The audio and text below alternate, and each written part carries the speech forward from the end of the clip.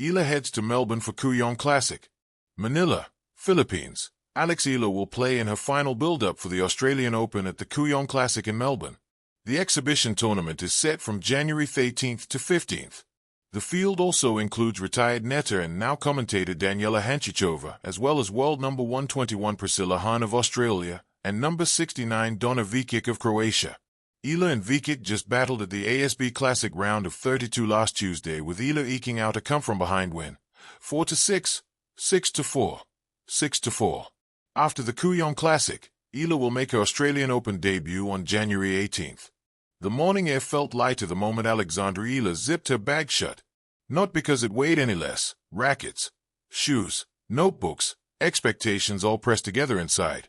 But because Melbourne was calling, and with it, the Kooyong Classic. It was the kind of invitation that did not shout. It whispered. A quiet promise of grass courts, legacy, and the chance to sharpen one's edge just before the world turned its eyes toward the Australian summer of tennis. For Eala, the journey to Melbourne was never just about miles crossed. It was about moments collected. Airports had become familiar corridors of reflection, places where time slowed just enough to replay rallies in the mind and imagine new ones yet to be played. As the plane lifted, she looked out the window, clouds stretching like unfinished points, and thought about Kooyong, a venue steeped in stories, where legends once walked with wooden rackets and unshakable confidence. Kooyong was not merely a warm-up event. It was a conversation with history. Grass courts have their own language. They reward decisiveness and punish hesitation.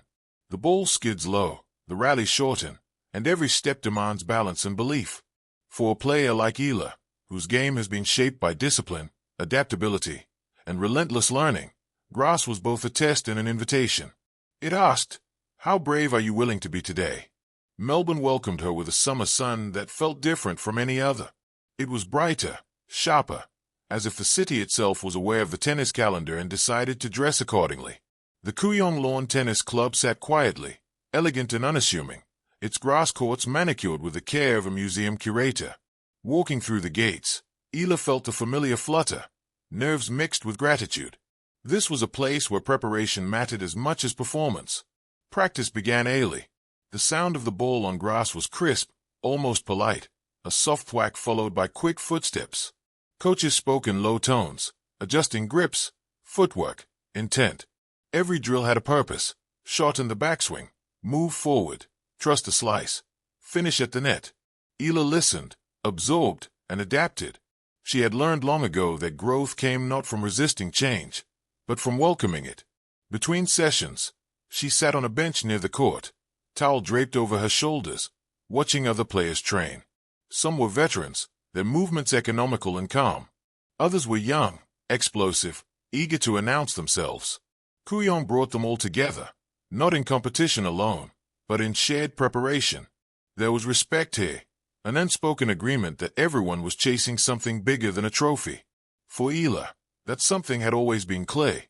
It was the pursuit of her best self, shaped by years of sacrifice and belief. From early mornings on court to late nights studying opponents, she carried the quiet determination of someone who knew her journey mattered not just to her, but to many who watched from afar. Every step onto an international stage was a reminder that representation carried responsibility and pride. As match day approached, the atmosphere shifted.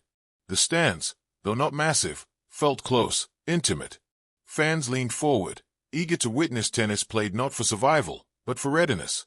The Kooyong Classic allowed players to experiment, to fine-tune, to breathe before the storm of the Australian Open.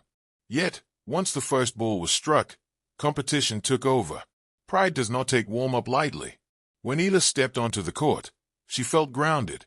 The grass beneath her shoes was cool and alive, responding to every push-off. She bounced the ball, glanced across the net, and smiled, just briefly. This was where she belonged, not because it was easy, but because it demanded everything she had learned so far. Points came quickly.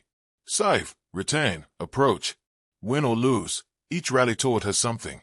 A mistimed step here, a perfectly weighted shot there. The scoreboard mattered, of course, but not as much as the rhythm she was building. Kooyong was about sharpening instincts, about walking away knowing what to carry forward into Melbourne Park. Between games, she could hear the soft applause, the appreciative murmurs of a crowd that understood tennis deeply. They recognized courage. They respected effort. And when Eala chased down a ball others might have let go, they leaned in, clapped a little louder. Moments like that stayed with a player longer than any stat line. Off court, Melbourne unfolded gently. Coffee shops buzzed, trams glided past, and the city hummed with anticipation. Tennis was everywhere, in conversations, in banners, in the way strangers nodded knowingly when they spotted racket bags.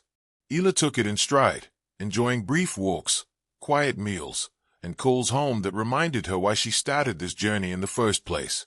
As the Kooyong Classic drew to a close, Eala packed her bag once more. This time, it felt different. Heavier, perhaps, but not with doubt. With information. With confidence. With the calm that comes from honest preparation. Kooyong had done its job. It had tested her, welcomed her, and sent her onward. Melbourne Park awaited, louder and larger, but Eala carried Kooyong with her. The grass underfoot, the lessons learned, the reminder that tennis, at its core, is about adaptation and heart.